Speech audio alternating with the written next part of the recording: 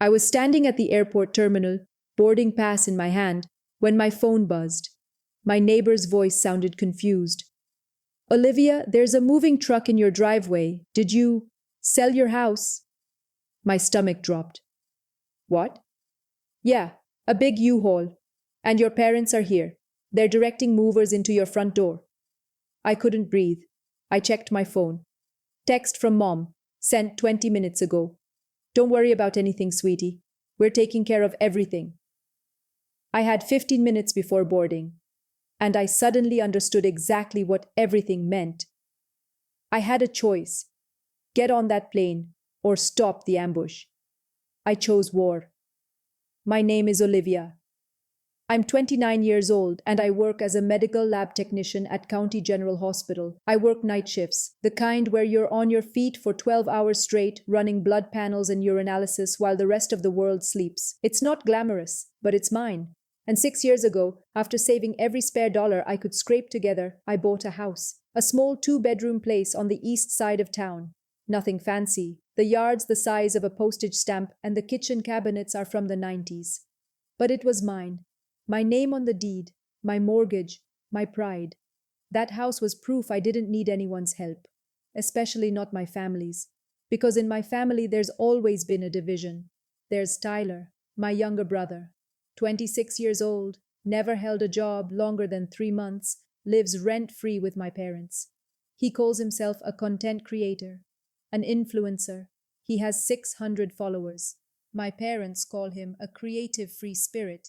They say things like, he's finding himself, and not everyone fits into a traditional career. And then there's me, the responsible one.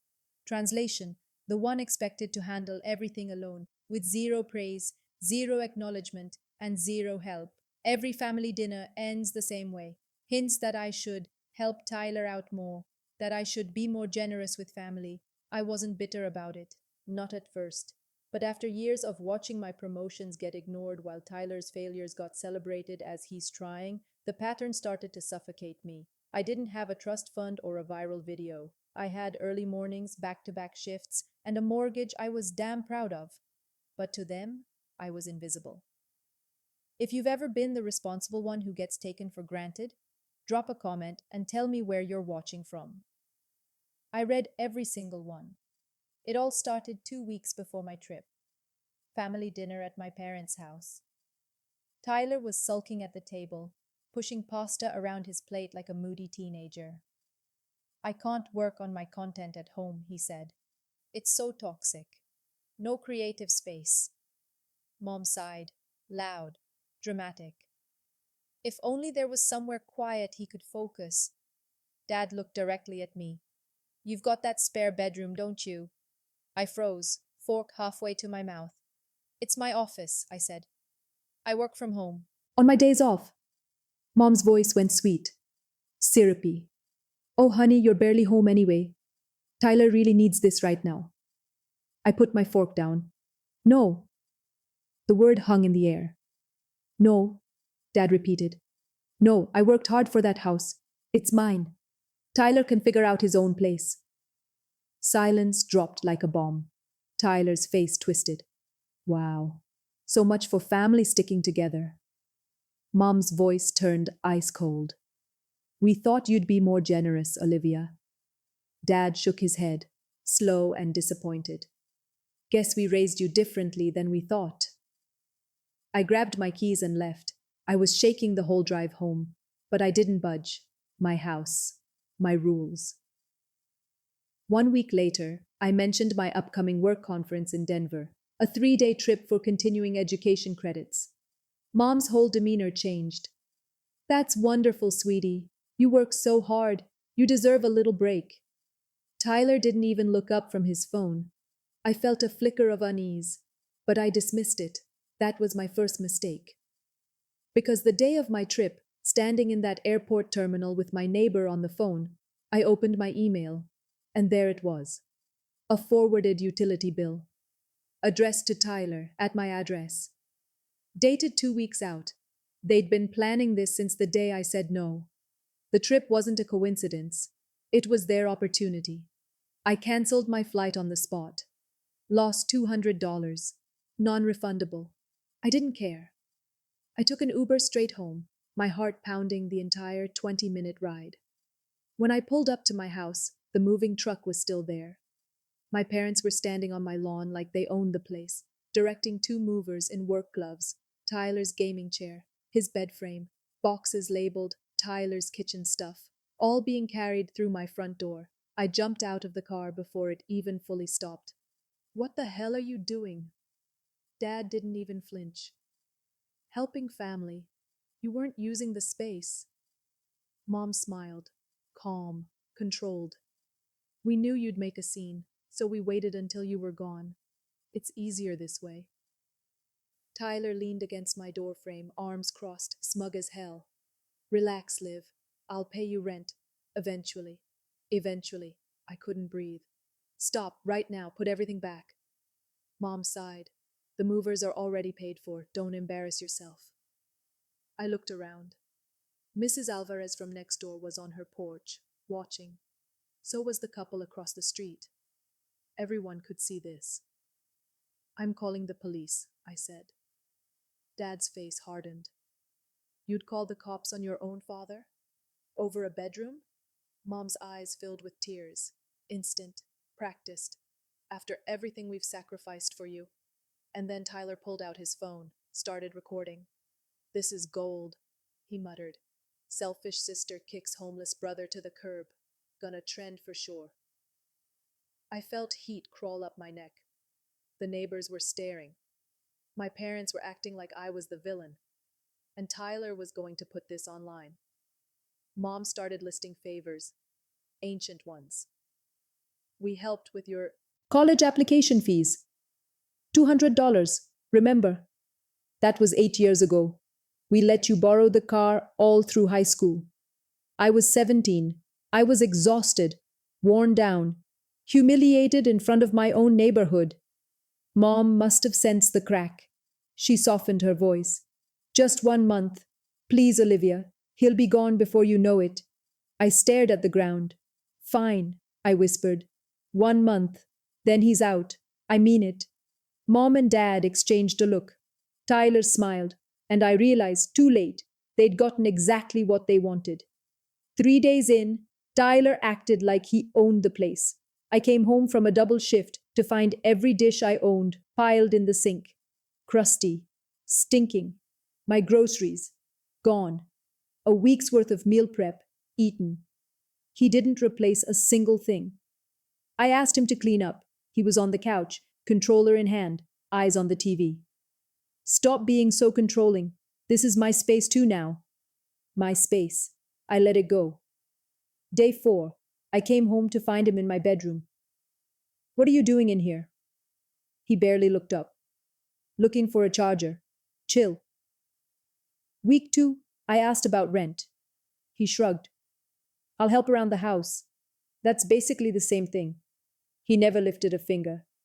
And then I saw the TikTok. He was on my couch. My throw pillows in the background. My framed photos on the wall. Caption. Finally got my own place. Manifesting success. Independent life. Blessed. The comments flooded in. Congrats, bro. So proud of you. He didn't correct a single one. He let them think he bought it. I stared at my phone, shaking. He was never leaving, and my parents were never going to make him. The final straw came on a Tuesday. I walked through my front door after a 10-hour shift and stopped dead. My cream linen curtains, the ones I'd saved up for, the ones that made the living room feel bright and clean, were gone. Replaced by heavy blackout shades. Tyler was adjusting one, phone in hand, filming. I paid for those curtains, I said. He didn't even turn around. Yeah, and they were letting in too much light. Ruined my videos. You're welcome. Something inside me snapped clean in half.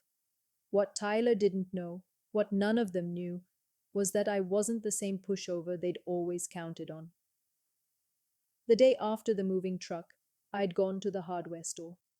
I bought 3 security cameras, doorbell cam, living room, kitchen.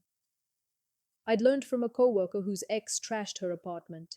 She told me, always have proof. So I installed them, and they captured everything. My parents letting themselves in with the spare key I didn't know they'd copied. Movers hauling in furniture I never approved. Tyler's friends spilling beer on my rug. Tyler going through my mail, rifling through my desk drawers. I documented every text, every voicemail, pressuring me to be reasonable. And the day after I agreed to that 1 month, I met with Rebecca. Rebecca and I went to college together. She's a lawyer now, real estate and tenant disputes. I showed her everything. She didn't even hesitate. This is illegal entry, and since he's paid zero rent, he has no tenant rights. You can evict him. I started keeping receipts. $0 from Tyler. Grocery bills tripled. Broken lamp, $85. Ruined curtains, 120. I photographed everything. The messes, the damage, the evidence he was treating my house like his personal studio. I gave them just enough rope. All I had to do was wait for them to hang themselves with it. A week later, I met Rebecca at a coffee shop downtown. I opened my laptop and showed her the footage. She watched in silence, shaking her head. This is textbook trespassing, and since he's paying zero rent, he has no tenant rights. She slid a printed eviction notice across the table. You have legal standing. If he resists, we can take it to small claims court. I hesitated. They're still my family, though. Rebecca's eyes were sharp. Family doesn't ambush you and steal your house. I nodded. But I didn't move. Not yet. Because at home, things were getting worse. Mom called that night. Tyler says you've been really moody lately. Maybe you should stay with us for a bit. Give him some space. I almost laughed. Space? In my own house? Don't be selfish, Olivia. She hung up. 2 days later, I came home to find my parents sitting at my dining table. Tyler had invited them. Didn't tell me. They were eating my leftovers. Dad looked up. We're worried. Tyler says you've been hostile. Hostile. He hasn't paid a cent, I said. He destroyed my curtains. I caught him going through my bedroom. Mom waved it off.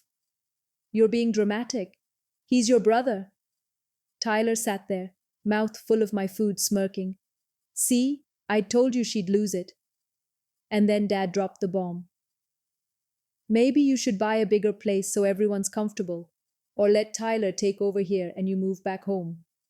I sat there, stunned. They were serious. After they left, I texted Rebecca. I'm ready. Let's end this. I spent the next 2 days organizing everything, printing documents, scheduling a locksmith, preparing for war. I took a personal day, told Tyler I was working a double shift. I came home at 1 in the afternoon. Rebecca was with me. Tyler was sprawled on my couch, controller in hand. 2 of his friends were there, energy drinks scattered everywhere. I walked in. Everyone out, except Tyler. Tyler laughed. No, we're streaming right now. I walked straight to the router, unplugged it. What the hell? I handed him a folded piece of paper. Eviction notice.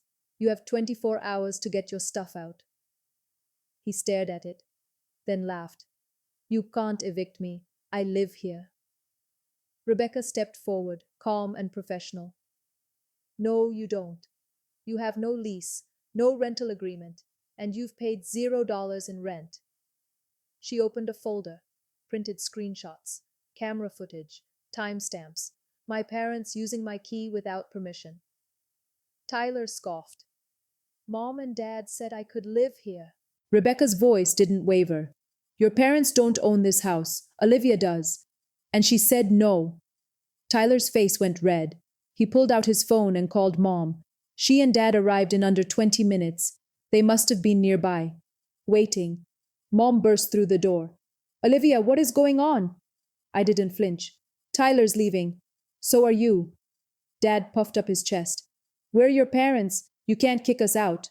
I held up my tablet. Pressed play. Footage of them directing movers. Tyler's friend breaking my lamp. Tyler in my bedroom going through my drawers. Mom's face drained of color. Tyler's voice cracked.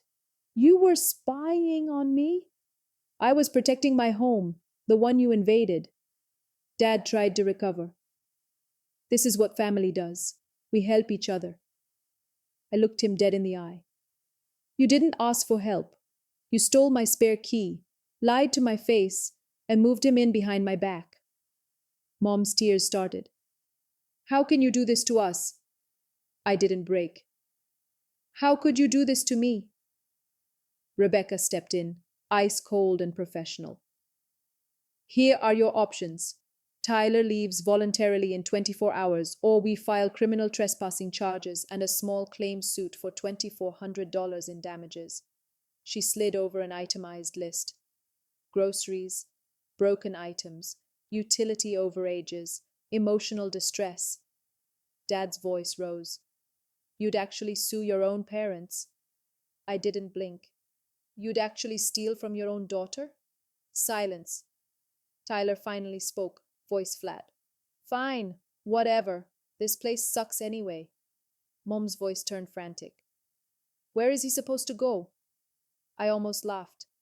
The same place he lived before. Your house, where he pays nothing and does nothing. Dad's face went red. You're going to regret this. I handed him a Ziploc bag. Inside, the spare key. The only thing I regret is ever giving you this. Mom tried one last time. After everything we did to raise you, I cut her off. Get out of my house. They stood there for 5 long seconds. Then they left. Tyler slammed the door on his way out. 90 minutes later, the locksmith arrived. The next few days were silent. No calls, no texts.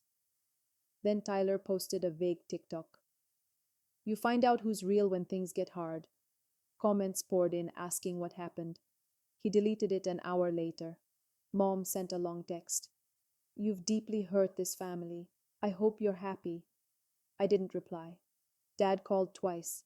I let it go to voicemail both times. A week later, my aunt, Dad's sister, called. She'd heard their side of the story. I didn't say a word. I just sent her the camera footage. 10 minutes later, she texted back. Oh my God. I had no idea. Good for you, honey. The extended family slowly found out the truth. Some took my parents' side. Most just went quiet.